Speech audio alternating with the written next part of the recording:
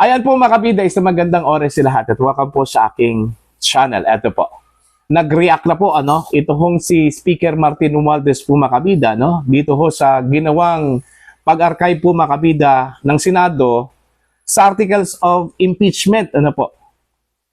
Sinabi po ni Speaker Romualdez po mga kabida na nagmadali daw ito hong Senado na mailibing ito hong impeachment case ni Vice President Sara Duterte.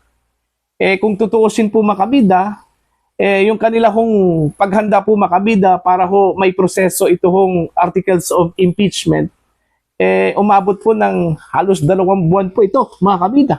Ito, isang araw lang po mga kabida, pinatay na po ng Senado ito hong articles of impeachment po mga kabida. Eto, babasahin ko lang po itong balita mula sa The Manila Bulletin. Romualdez slams Senate's rush burial of VP Duterte impeachment complaints. Ayan. Ito pa. For House Speaker Martin Romualdez, the Senate's archiving of the impeachment complaint against Vice President Sara Duterte was simply put a rush burial. Ang ibig sabihin po niya, minadali daw na mailibing po ito, mga kabida.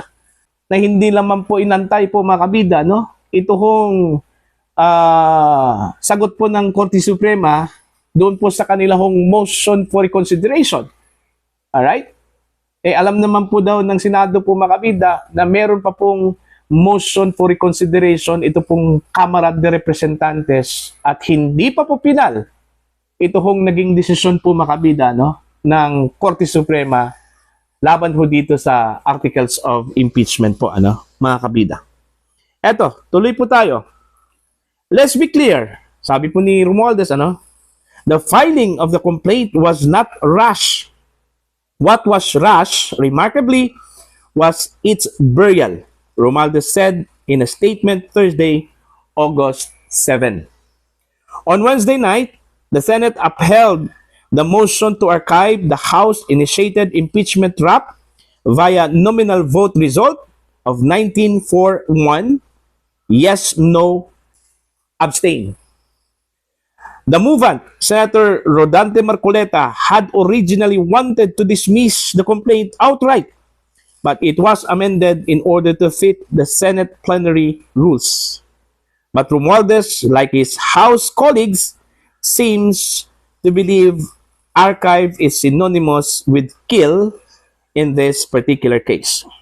The ignominy of the Senate action wasn't lost on the leader of the House of Representatives. This moment will be remembered, and when it is, we hope it will be said that the House stood its ground, that we honored our constitutional duty, that we acted not for ourselves, but for the Filipino people, Romualdez said. We do not rise against Senate, we rise for the Republic, added the late 1st District Representative and Lakas Christian Muslim Democrats or Lakas CMD President. However, the case remains active based on the SC's own actions as far as the Speaker is concerned. The archive is, in effect, to bury the articles of impeachment, yet the ruling of the SC is not final. On August 5, the House of Representatives filed a motion for reconsideration. The court found our arguments serious enough to require the respondents, including the Vice President, to submit their comment. The case is active, explained Romualdez, a lawyer. Romualdez also responded to insinuation that mere politics were the behind of quest to place Vice President Duterte on trial before a Senate impeachment court. This was never about political maneuvering. It was about accountability, pananagutan, anchored on verified facts and sworn documents, he said. Yet, we have been met with personal attacks, sweeping accusations, and a narrative that seek to reduce a solemn constitutional duty into mere power play. That's not just unfair, it is dangerous. It undermines public trust in the very tools of democratic checks and balance, he added. So yun po mga kabida, para bang mas minadali daw ito hong paglibing po ng impeachment complaint po, mga kabida, dyan po sa Senado kaysa dito ho sa pag-file po mga kabida ng impeachment complaint ng House, dyan po sa Senado po mga kabida. No? Alam naman po daw ng mga senador na hindi pa po pinal, mga kabida, at meron pa pong inaantay po na sagot ito hong Kamara mula sa Korte Suprema doon po sa kanila hong motion for reconsideration. Para po sa akin, ginampanan lang po ng mga senador mga kabida, ito hong kanila hong trabaho. Sinunod lang po nila ito hong desisyon po ng Korte Suprema na sinabi po na immediately executory po. Self-explanatory naman po ito hong immediately executory po mga kabida, na parte po ng desisyon po ng Korte Suprema.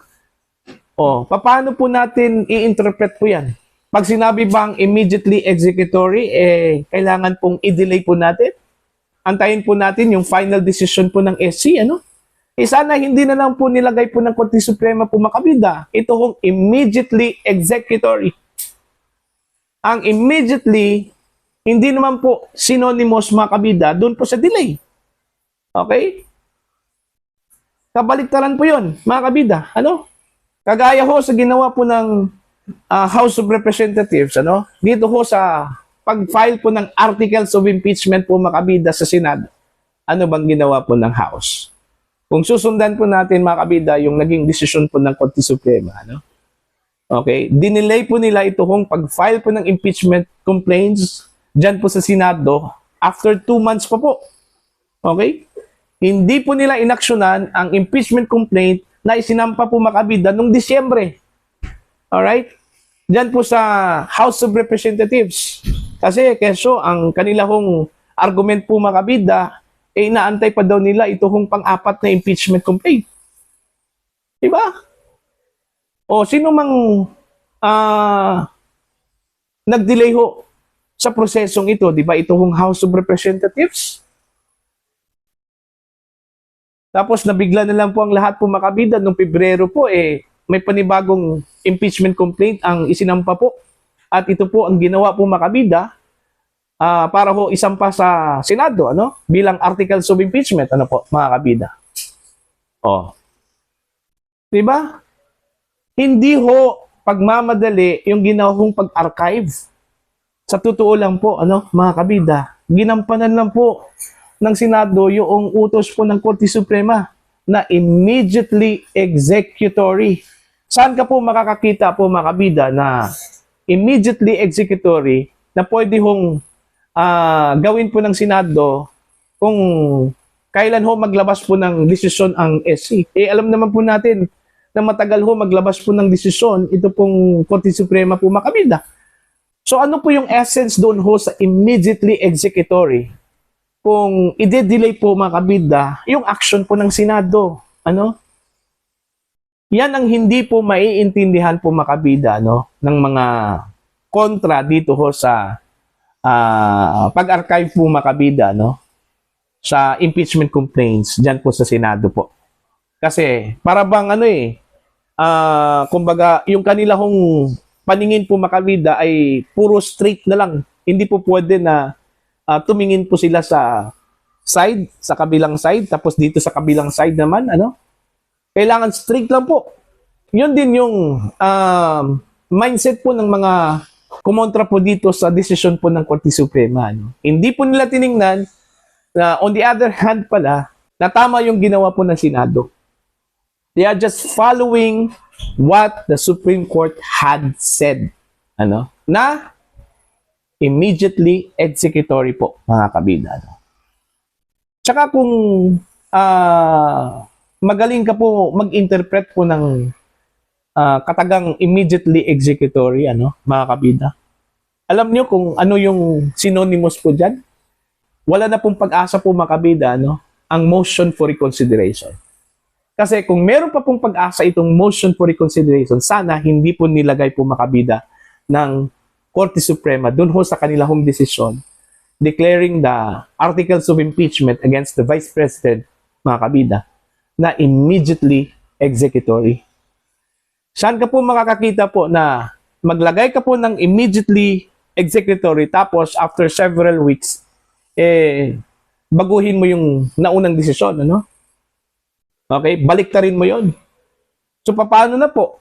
In-execute na po ng Senado, ito hong sinabi po ng Korte Suprema na immediately executory po, mga kabida, yung decision po, ano? Yung sinabi po ng Korte Suprema na wala hong jurisdiction, ito pong Senado dito ho sa impeachment case laban ho kay Vice President Sara Duterte. Does it make sense? No? It doesn't make sense, mga kabida. Ano po? No? Oh. So, yun po. Hindi po minadali ng Senado yung action po nila, kundi sinunod lang po nila on the right place and the right time yung decision po ng Korte Suprema. Ano po? Alright? So para po sa inyo, ano po ang inyong opinion at pananaw ho dito? Ano? Sa mga hindi pa po subscriber sa akin channel, please comment down. Just click the subscribe button, click the notification bell, para updated po kayo mga kabida sa aking mga uploads. Maraming salamat po sa inyong lahat.